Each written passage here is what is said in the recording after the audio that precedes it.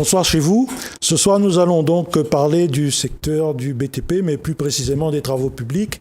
Et pour ça, nous avons invité sur le plateau un chef d'entreprise de l'Ouest, M. Jonathan Rivière. Bonsoir. Jonathan, bonsoir. Bonsoir. Et avec, comme d'habitude, avec Nakash, Bonsoir. nous allons donc échanger sur les problèmes que rencontre le secteur du BTP aujourd'hui. Alors, il y a eu un certain nombre de manifestations. D'ailleurs, avec les salariés et les chefs d'entreprise, sont descendus dans la rue pour mettre en avant les difficultés que le secteur du BTP y rencontrait à La Réunion, donc par manque de travail, de commandes publiques. Et puis les choses se sont tassées entre-temps. Mais aujourd'hui, quelle est la situation pour toi, Jonathan, dans le secteur des travaux publics? Est-ce que tu ressens qu'il y a une relance ou est-ce qu'il y a encore des blocages ou les projets ne sortent pas? Quelle est ta position sur la situation actuelle? À l'heure d'aujourd'hui, à La Réunion, les entreprises souffrent du manque de commandes publiques et de commandes privées parce que au niveau commandes publiques, les collectivités, etc. n'ont plus de sous vraiment pour la section investissement. Et aussi, domaine privé, les gens ne peuvent plus trop emprunter avec les banques et les banques sont très sévères pour prêter de l'argent pour faire des constructions et des aménagements. Donc, le secteur du BTP est vraiment en récession à La Réunion et donc il faudra faire quelque chose, il faudra que nos élus fassent quelque chose pour que ça avance. Alors, la semaine dernière, on entendait un syndicat dans le BTP dire que la situation n'était pas aussi catastrophique que nous pouvions penser. Donc, est-ce que vous pensez que peut-être dans le secteur plus précisément de la construction, bâtiment, ou simplement dans la rénovation aussi, peut-être qu'il y a du travail, mais est-ce que dans les travaux publics même, vous sentez qu'il y en a une relance? Écoutez, ça fait le mois prochain, ça fera 15 ans que je suis chef d'entreprise. Et j'ai remarqué que dans les syndicats, quand un président ou bien quelqu'un qui représente un syndicat, lui, il a du travail, il dit tout va bien. Et quand lui, il n'a pas de travail, il dit tout va mal. Donc, c'est pas vraiment toujours très très représentatif, mais dans le global, étant sur le terrain, je pense que le BTP aujourd'hui va très mal. Aujourd'hui, vous répondez à un marché. Je donne un exemple avec les bailleurs sociaux. On vous présente un dossier, on vous dit monsieur, voilà un dossier pour vous, un dossier pour vous, le prix c'est ça, ça, ça. Vous faites ou vous faites pas, le prix c'est ça, on change rien et venez avec tous vos papiers aux normes. Mais quand on regarde bien ce dossier, on voit bien que les prix sont tirés vers le bas, même que l'entreprise va travailler à perte. Donc, le constat que je fais aujourd'hui, c'est si on répond à un marché, si on gagne le marché, une petite entreprise, c'est qu'on a répondu très bas, parce qu'on regarde l'aspect financier déjà avant. Donc, étant donné qu'on répond très bas, ça veut dire qu'on va être en difficulté pour faire le chantier. On gagne pas d'argent. Soit on gagne pas d'argent, au pire, on perd de l'argent. Beaucoup d'entreprises perdent de l'argent. Et si on ne répond pas de marché, comme beaucoup de petites entreprises à La Réunion sont sous-traitants, ils vont travailler avec l'entreprise qui a le marché, soit l'entrepreneur, il met un costume, un cravate, il sous-traite tout, il prend une marge dessus, et donc le sous-traitant, comme il travaille avec une entreprise qui a répondu déjà très bas, il va travailler à perte et perd de l'argent. Donc, pour moi, aujourd'hui, il faut remettre carte sur table, il faut remettre les prix vers le haut pour que les entreprises arrivent à tenir la route. Parce que c'est ça aujourd'hui qui est en train de tuer l'entreprise.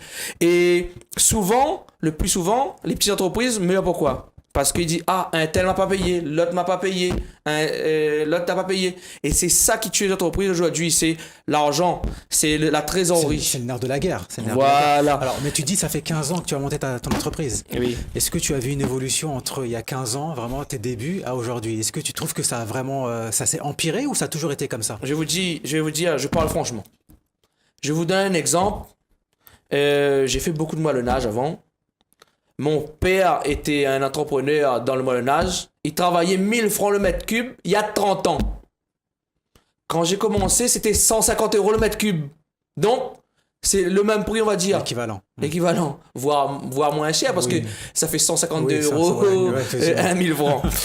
Donc, aujourd'hui, 15 ans après, les gens, ils travaillent en sous-traitance avec une multinationale, encore le même prix. Mais je me demande comment ils font pour tenir. Comment ils font pour pas perdre de l'argent. J'étudie un peu, hein. Je suis quelqu'un qui réfléchit beaucoup. Soit il paye pas les sous-traitants, soit il paye pas les charges, soit un travail noir. Mais si vous travaillez dans les normes à 100% à l'île de la Réunion comme il faut, ben les entreprises ne tiennent pas. Ouais. Alors, Jonathan, il y a eu la défiscalisation et pendant la défiscalisation, on a beaucoup d'entreprises investi dans du matériel. Nous, on a un parc important, on ne pourra pas dire nous le contraire, mais le fait que l'on a une baisse d'activité, la commande a baissé, mais comment les gens ils font pour faire face, pour payer le crédit de matériel que l'on a chez eux? Quelle est la situation là-dessus aujourd'hui? Parce qu'il faut reconnaître qu'on a un parc important quand même. Hein. Ouais. À une époque, les concessionnaires vendaient beaucoup de matériel. Et aujourd'hui, comment ces entreprises que l'on en manque d'activité, il fait pour faire face à ça là? Cette époque-là, c'était en 2004, 2005, 2006, 2007. Donc la durée de vie d'un matériel, c'est entre guillemets. Donc, arrivé en 2013, ce matériel-là est un petit peu vieillot. Obsolète. Et en 2009-2010, vous avez vu, il y a eu beaucoup de ventes aux enchères. Les gens n'ont pas su payer et ceux qui avaient les reins solides ont racheté. Et le gros l'a grossi et le petit l'a crevé, entre guillemets. Moi, j'ai pu tenir un petit peu en essayant de jongler. Et aujourd'hui, je vais vous dire, c'est un constat. Hein. Depuis, les banques ne suivent plus. Donc, les entreprises qui ont investi il n'y a pas longtemps, la plupart, ils ont fait des paiements échelonnés avec le fournisseur direct. Soit ils ont planté un gros poteau au fournisseur, qui est au fournisseur et au contentieux avec eux. Ils ont fait des crédits maison. Des crédits maison, il y a eu beaucoup. Ils ont fait des SNC, soit ils ont autofinancé. Donc, ce qui fait qu'au niveau des paiements des matériels, ils ont fait beaucoup de paiements à court terme. Donc, au niveau des crédits, il n'y a plus trop ces engins saisis. Mais après, une mini-pelle, avant il n'y avait pas de mini-pelle. Les mini-pelles commençaient à sortir, avoir un boom. Avant tout le monde achetait un tractopelle. Les mini-pelles sont sorties à peu près en 2005, 2006, tout ça. Aujourd'hui, une mini-pelle coûte même prix qu'un gros 4x4. Un 4x4. Avant, t'es dit, tout entrepreneur a un 4x4. Mais aujourd'hui, tout entrepreneur a un camion, a un mini-pelle. Donc, le parc matériel a été un peu partagé. Et comme par rapport aux prix, c'est entre 30 et 40 000 euros une mini-pelle, le prix d'une voiture, ben, tout le monde, comme je vous l'ai dit, comme ils donnent plus des gros crédits, les gens ont pu quand même investir dedans. Et si quelqu'un aujourd'hui va dans comme beaucoup ont fait arriver un moment, sont partis dans le VAD et pour louer du matériel, aujourd'hui ça marche plus à la Réunion. Donc il faut faire le chantier et comme je vous dis, si on fait le chantier, on répond le chantier, le prix n'est pas bon. Et aujourd'hui, ça ne va rien de travailler, avoir plein de salariés, parce qu'on ne s'en sortira pas. Alors, Jonathan, aujourd'hui, le gros chantier que tout le monde y voit, c'est la route du littoral. Oui. Bon, on a des transporteurs que la livrée est dégalée. Aujourd'hui, ils parlent encore de ça, mais en termes d'engins même, les travaux sur la route littorale, est-ce qu'il y a eu beaucoup de sous-traitance avec les petites entreprises locales? Ben, je vais vous dire, le premier à avoir la plus grosse piqûre, on va dire, c'est moi. Ouais. Je suis en procès à l'aide d'aujourd'hui. Il y a un procès à Paris, au tribunal de Paris, et un procès en appel à La Réunion pour 2-3 millions. Et si on suit la loi, normalement, j'ai raison. Mais après, vous savez, comme on voit dans la télé, il y a les affaires Benalla, tout ça, il y a la mafia partout. Moi, je crois plus. Je crois plus en la justice.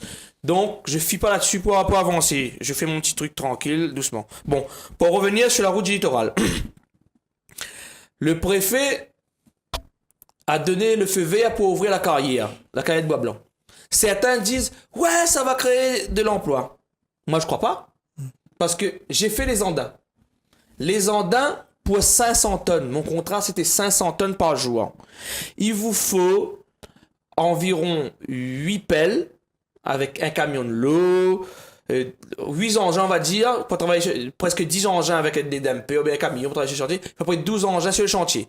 Plus encore le transport qui est à part. Donc, pour 500 tonnes, ils ont besoin de 6000 tonnes par jour quand ils vont finir la deuxième digue. Donc, on dit la deuxième digue, c'est de la Charaou vers la possession. Voilà. Donc, il faudra, si on faisait avec les andins, si vous suivez bien le calcul, il faudra 12 fois plus de matériel. Parce qu'il y a plusieurs personnes il y a beaucoup d'agriculteurs et de porteurs de projets qui ont monté des dossiers, qui se sont appauvris parce qu'ils ont investi dans des dossiers pour tirer des andins et qu'à l'heure d'aujourd'hui, ils ont enlevé 0 roche. Donc, c'est de l'argent perdu dans des études, c'est du temps perdu. Et si on faisait les andins, il y avait besoin de 12 fois plus de matériel. On va minimiser, on va dire qu'il faudrait 100 matériel dans les champs, que ce soit à Saint-Leu, à Saint-Pierre, à Saint-André, Sainte-Marie, n'importe où, dans toute l'île. Là, on va centraliser. Une multinationale va centraliser. Sur Bois-Blanc, ils ont acheté des pelles de 80 tonnes, 120 tonnes, il y en a 3, je crois. Et tout ça, c'est un seul concessionnaire qui a vendu ces matériels. Et ils vont travailler qu'avec le matériel. Il y aura à peu près un engin, à peu près au maximum une quinzaine, voire une vingtaine d'engins. Ça fait combien? 20 emplois? Moi, je vais parler de 100 emplois, direct. Et quand tu as 100 matériels au lieu de 20 matériels qui travaillent, tu as plus d'entretien, tu as des mécaniciens qui interviennent plus et tout ça, et tu as un roulement indéfini. Mais aujourd'hui, on nous dit que la carrière va créer de l'emploi, c'est faux. On va récupérer quelques chauffeurs à droite à gauche, on va mettre sur la carrière, mais il y en a beaucoup qui vont rester sur le carreau. Je suis désolé. Aujourd'hui, on aurait dû continuer avec les andins et pas ouvrir cette carrière de bois blanc. Oui, mais les incontournables que la route littorale n'aura un surcoût aujourd'hui. C'est pour ça que sûrement tu réfléchis comment faire pour réduire le coût de la... Le surcoût a été au déjà... détriment des entreprises et de l'emploi, on est bien d'accord. Oui. Hein. Le surcoût a déjà été engagé déjà en 2015. Et j'ai vu hier dans l'édito d'une presse locale une facture de Colas qui vendait 7,50 € la tonne à SBTPC de roche malgache. À La Réunion, nous, quand on livre au port, pas sur la digue, hein, au port à la ZAP, on était payé 21 ou 22 €. Donc là-bas, c'est 7 €. J'avais fait des recherches arrivé à un moment pour calculer le frais de port avec les octrois de mer, ça dépassait pas 10 €. Ça veut dire même si ça arrive 10 € le bateau, plus les taxes, s'il y a des taxes, ça dépassait pas 10 €. Donc ça fait 17 € arrivé au port. Donc ça veut dire que les roches malgaches, in fine, sont moins chères que les roches réunionnaises. Il faut prioriser l'économie réunionnaise, on est d'accord.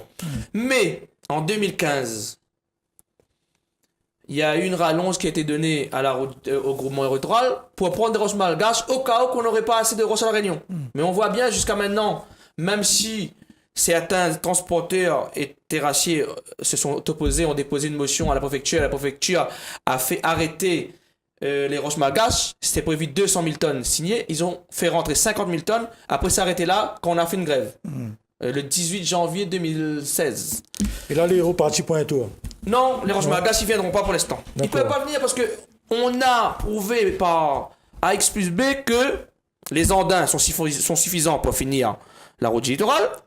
Et de plus, on ouvre la carrière de bois blanc. Et au pire, la carrière d'Atanier va peut-être avoir aussi une autorisation d'ouverture. Donc ça veut dire qu'on est excédent en roche. Comme dit Banque Vieux-Gramoun, le roche, il ne mange pas ça. Donc... Mais est-ce que tu veux dire par là que la route du littoral, finalement, ça n'a pas bénéficié autant que ce qu'on avait annoncé aux petites entreprises réunionnaises? Voilà, c'était ça notre question. Bon, déjà pour moi, franchement, la route du littoral, c'était une nécessité. On avait besoin de ça parce que c'est un danger de rouler sur cette route du littoral. Ça, on a besoin à 100%. Donc tu es pour cette route? Voilà, utilité publique. Okay. Donc, on ne peut pas être autrement, d'ailleurs. Que ce soit positif ou négatif... Ouais. Pour l'économie réunionnaise, on avait besoin. Donc là-dessus, c'est un point positif. C'est bon qu'on l'a fait. Okay. Et ça a terminé.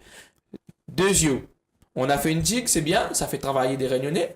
Il y en a qui sont contre, mais ils sont un peu en retard. La digue fait travailler des Réunionnais. Par rapport à la carrière pas ouvrir, c'est pas ouvert. Donc on a eu les terrassiers, on a eu une hausse de travaux parce que c'est les terrassiers qui sont allés dans les champs. C'est les terrassiers qui ont préparé les roches pour sauver ce chantier. Parce que si on n'avait pas utilisé les andins en 2014, aujourd'hui, la route n'aurait pas été faite. Et heureusement qu'il y a eu la coopération de l'ADEAL, il y a eu beaucoup de leviers qui ont été mis en place Et ces andins ont sauvé la route du littoral et ont aidé beaucoup d'agriculteurs. Parce que des agriculteurs, souvent, ils voulaient épirer le terrain, ils n'arrivaient pas, ils n'avaient pas les moyens. Donc, en fait, c'est plutôt dans des terrains agricoles où ça extrait les galets que les petites entreprises, là, eu du travail. Voilà. Mais pas directement sur les travaux de la route du littoral. C'est plutôt les gros engins Vous voyez bien qu'il y a des dumpers avec des gros noms de multinationales qui est Orange ou bien jeune cassé là. Donc il y a pas sous-traitant et heureusement arrivé un moment il y a eu le transport, les multinationales n'ont pas acheté de camions parce que les transporteurs ont mis une négociation en place. Il y a une centaine de transporteurs qui travaillent sur cette route parce que sinon il y aurait eu que des camions de multinationales et il y aurait eu que des chauffeurs, il n'y aurait pas eu des petites entreprises là-dessus. Alors, Jonathan, nous avons parlé de la commande publique, la route littorale, mais aujourd'hui, sur la commande privée, dans notre secteur, travaux publics, location d'engins, est-ce que là où sent que Nana une relance d'activité ou sinon la fin de marche arrière, comment il est la situation là? Tout à l'heure, je vous expliquais, je vous ai dit que tout petit l'artisan, comme là, on a un mini-pelle. Donc, il veut dire le boug, il fait VAD. Il fait son petit VAD si Nana, s'il accepte de travailler à perte, parce qu'aujourd'hui, je vous dis franchement. Pourquoi chez les privés travaillent à perte? Moi, personnellement, arrivé au moment, j'avais une cinquantaine de moins de 50 ouvriers. Aujourd'hui, je travaille tout seul. Parce qu'avec les charges, quand tu embauches quelqu'un, il te faut préparer à la fin du mois près de 3 500 € minimum. J'en salais, après, s'il faut donner une voiture, etc., pour lui, il faut avoir au moins 6 000 € déjà préparé pour lui. Donc, je travaille tout seul, avec une pelle, je fouille, je fais mon truc. Quand il y a, je fais. Quand il n'y a pas, je fais pas. Sur les commandes privées, tu travailles aussi à perte? Non, pas à perte. Il faut travailler, il faut calculer le prix. Oui. Moi, je vous dis franchement, personnellement, je travaille à perte, je dors. Je vais faire un tour, je marche, je prends un vélo, je pédale un peu. Mais il faut être honnête. Aujourd'hui, beaucoup d'entrepreneurs essaient de faire le serpent qui mord sa queue. Donc, le serpent qui mord sa queue, c'est-à-dire aujourd'hui, il travaille un petit peu là pour boucher le trou derrière. Il travaille là pour boucher le trou derrière. C'est pas le but, les amis. Il faut aujourd'hui arriver à un moment, quand il gagne plus, arrête. Parce qu'ils sont en train de gangréner le métier. Parce qu'arrive un moment pour pouvoir avoir une entrée d'argent, les gens ils cassent les prix encore plus et tout le monde s'en sort plus. Alors, on est à ce point-là à La Réunion. On a bien compris le tableau, les pas et aussi. Après aussi dans le BTP, je voudrais rajouter quelque chose. Les coupés à canne n'a plus trop. C'est pour ça, si vous payez un beau pour coupe canne, moi désolé, hein. Moi-même, moi, là pour dire la vérité comme il est, pas pour faire moi des amis, tout ça. Là pour ça. Si vous payez un coupé à canne, 30 € de 5h jusqu'à midi, les normales, le bouc il veut plus. Donc, les gens ont investi dans des mini-pelles pour couper les cannes. De juillet à décembre. Mais là, en mars, allez regarder dessus tout chantier partout combien de pelles étaient défiscalisées ou bien la gagne un monnaie avec la CGSS là pour travailler sur chantier BTP. Mais ça aussi là pour casser notre chantier. C'est ça aussi qui casse notre métier dans le BTP. Donc tout ça, il faut chacun rester un petit peu à sa place. Tout le monde il doit gagner son pain, mais il faut pas aller dans l'excès. D'accord. Mais là nous l'a vu, il a fait un constat, il n'est pas trop rose comme tu peux dire. Mais pour qu'il relance un coup l'activité dans le secteur du BTP, que ça il faudrait faire. Qui s'en a les leviers, quoi ça tu peux faire pour relancer l'activité. Ce contre la route littorale, ça va, ça nous voit, mais au-delà de la route du littoral, on ne voit pas beaucoup de chantiers. Le constat est fait tous les jours. On entend les parlementaires rabâcher, on entend le conseil général rabâcher, les mairies. Aujourd'hui, il nous manque du logement à La Réunion. Mais étant donné qu'il manque du logement, il faudrait relancer les projets. Il faut arrêter que l'administration demande à 50 000 papiers, prend je sais pas combien de temps pour répondre. Parce qu'aujourd'hui, quand on veut faire une promotion immobilière, que ce soit du privé ou de collectivité, il faut, au début on a l'idée, où on trouve le terrain, il faut, avant de poser la première pierre, il faut au moins 3 ans. Les délais sont longs. Parce qu'il faut interroger l'ANRU, il faut interroger parfois le patrimoine, interroger la mairie, le projet n'est pas bon, il faut 3 mois pour gagner un permis de construire. Donc tout ça, il faut les banques aussi, les banques qui suivent pas, qui demandent beaucoup de caution. C'est rien que le riche qui vient faire quelque chose, le bourg a une bonne idée. Aujourd'hui, on peut avoir la meilleure idée qu'on veut, si on en a point, si le projet coûte 100 000 euros, si on a point 110 000 euros, la banque ne suit pas où. Si on en a, même sur le projet, l'autofinancé, même que vous fait 3 cases, ou vendre les 3, et on a déjà l'acheteur, tout ça, sous la pointe, les reins solides derrière, sur la pointe de caution, la banque ne suit pas où. Pourtant, on voit de plus en plus des banques qui communiquent sur le fait qu'elles veulent, elles veulent suivre, accompagner les entrepreneurs. Elle veut suivre les riches. Projets, etc. Elle veut suivre les projets des riches. Ouais. Ils suivent pas monoki, pas de fréquentation. Donc, sous la poêle les moyens, ils suivent pas où. D'accord.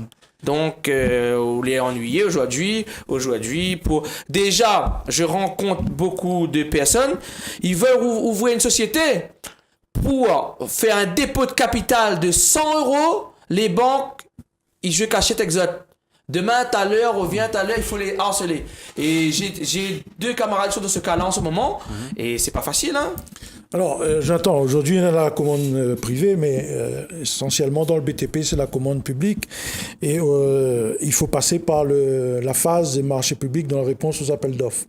Et là, m'y pose à vous la question, est-ce que, au vu des appels d'offres qui sortent, dans la procédure, est-ce que vous pensez que ces procédures-là, aujourd'hui, les adaptées aux petites entreprises, ou est-ce qu'il faudrait aller plus loin pour simplifier, pour que les petites entreprises puissent accéder plus facilement à la commande publique? Quel est ta avis là-dessus?